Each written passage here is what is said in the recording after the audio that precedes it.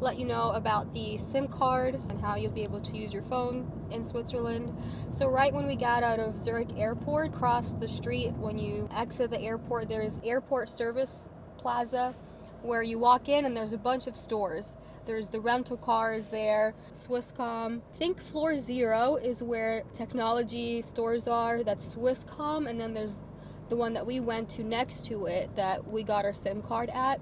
It was Swisscom can do it too, and it's the same price. It was 20 euros for 3 gigabytes of data for like 8 days. It's going to be enough for us. We're here for 6 days, and it's been really good internet. Have them set it up there at the store for you because you don't want to be messing around with trying to open the little card slot. You need some sharp little needle to open it. So just have them open it, make sure they set it up, make sure it works before you leave the store. That's the easiest thing for you. That only works with the phones that you can actually take the SIM card out. Yeah, so an unlocked phone. Regarding the gas prices here, it is 1.60 francs per liter of gas. Or like $6 per gallon, something Yeah. like that. Well, I thought the gas would cost a lot for us because the whole time we're here just driving around all over Switzerland. But these cars don't take a lot of gas. We got Renault, but it's like a 4-door compact kind of car. And it's been like really good in gas. Like we filled up one time for $50 full tank. And we've been driving around for like this is the 3rd day already. Like in mountains and everywhere, so they're really good in gas. Gas stations are simple too. You can use your credit card. It's just like anywhere else. So the current exchange rate for the Swiss franc to the US dollar is pretty much equal. 1 Swiss franc equals $1.01 to the US dollar. So it's pretty much equal. At the airport, we got a little bit of a worse rate because they charge $5 commission, 93 cents to a Swiss franc, to 1 Swiss franc. So it's a little bit worse at the airport, but that was just the easiest place for us to get the money. I think you can order the Swiss francs. I know you can do that with euros at your local bank. You can pre-order them while you're still in the US, and they can ship it to you, and you'll buy them at the bank pretty much. I'm not sure, but I think you can do that with Swiss francs too, so you might want to look into that if you want to do it ahead of time. So this is the car we rented for a trip in Switzerland. It's a 4-door, kind of like a small hatchback wagon. It's a Renault Captur, and we rented it from a company called Sixt, S-I-X-T, Sixt. We didn't know if we should rent from them because we usually rent from Enterprise and like Hertz. It was pretty good. The rental stuff went pretty fast. We got it at the airport in Zurich when we flew in, and we'll drop it back off at the airport before we leave, so it's really convenient. And we got it for 6 days, and the price was like $225 for 6 days, so that's not bad at all.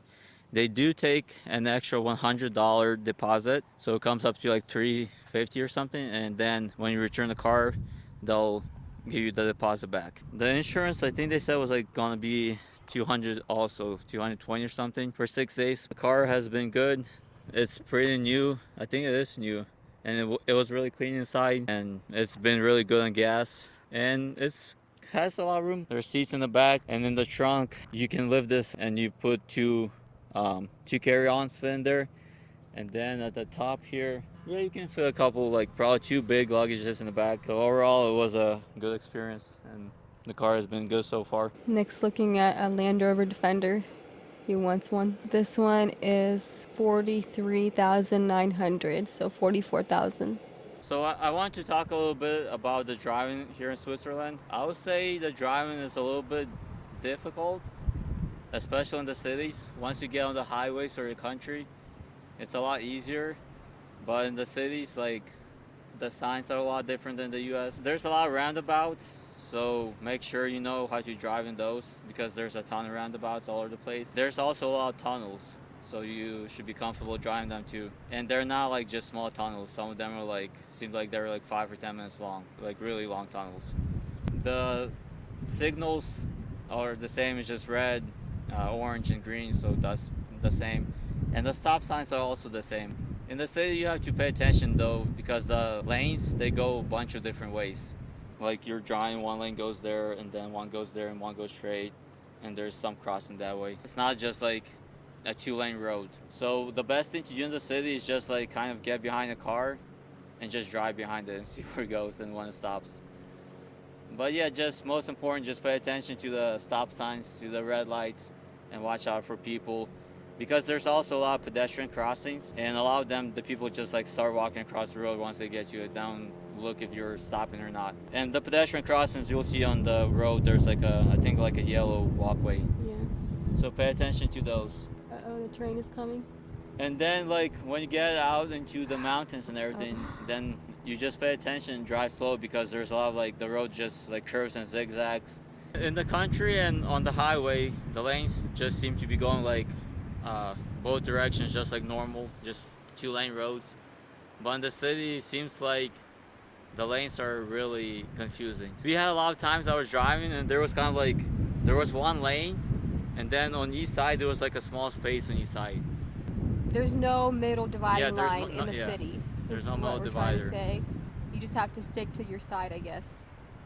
So it is a little bit confusing in the city. And also I would recommend getting an automatic car. I mean like manual cars are a lot more common in rental places, but try to get an automatic I think, because I've been driving manual for like 10 years already and I'm good at it and I like driving manual. But if you're going up and down mountains and through these little cities, it would be a lot of work. It's not just like straight roads, it's all up and down hills. So I think manual would be a lot of work. So just try to get automatic and you can enjoy the views more. You have to pay for parking lots usually everywhere. Pretty much no free parking lots ever anywhere. And most of them don't have like a parking meter by every parking lot like they do in the US. It's usually you just go to one parking meter and pick your parking spot and get a ticket. Or go to a parking garage. Or go to a parking garage, yeah. They usually don't have like, so don't assume like if you park a car and there's no parking meter that's free. You usually have to go and pay. We're exiting the parking garage. This is the Goosh parking garage. Let's see how much we're gonna pay. How do you pay here?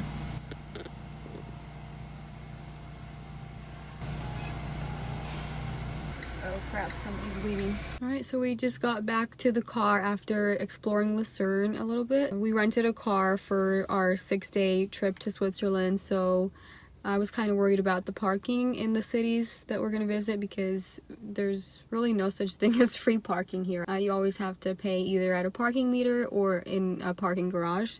So we went into a parking garage. We had parked the car there for like 6 hours and it ended up being like 11 Swiss francs. Thing is, just keep your ticket with you and you have to pay before you even get into your car.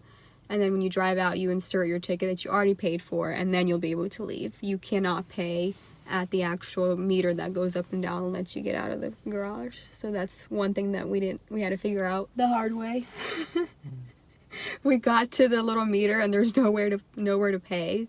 So Nick had to just leave the car standing there and run to the garage entry lobby and pay real quick at the machine and then run back. There was a car standing behind us, but he was fine. So we came to Tosh right now. We're just eating some lunch in our car. This is the view. We actually got a campground for the night. It's gonna be 38 Swiss francs for 2 people in 1 car for 1 night. And that includes showers and a bathroom. The campground was like right by Zermatt and it's a nice place. There's like mountains everywhere around and the train actually goes right there to Zermatt.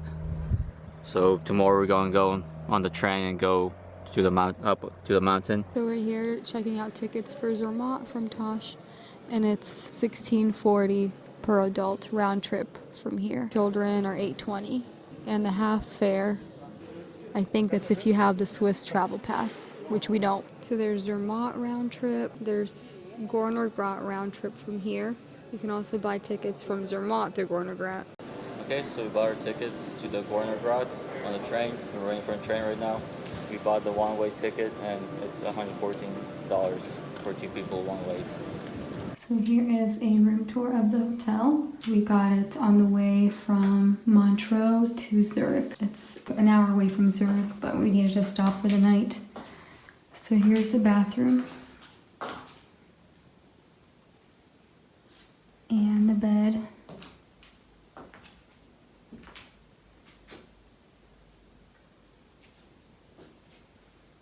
There's a window out to the parking lot.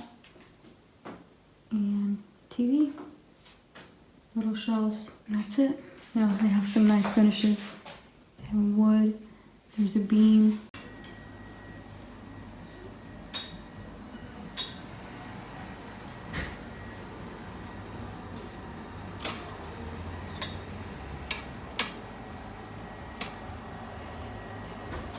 This is our room.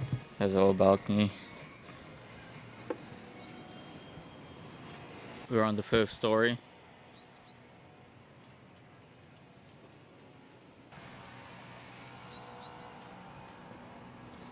Okay, and this is the room. Table, a sofa, chair. There's a TV, a bed. There's a closet, and there's a bathroom sink, toilet, and shower. It's a little outdated, but it's close to the airport, so it's nice.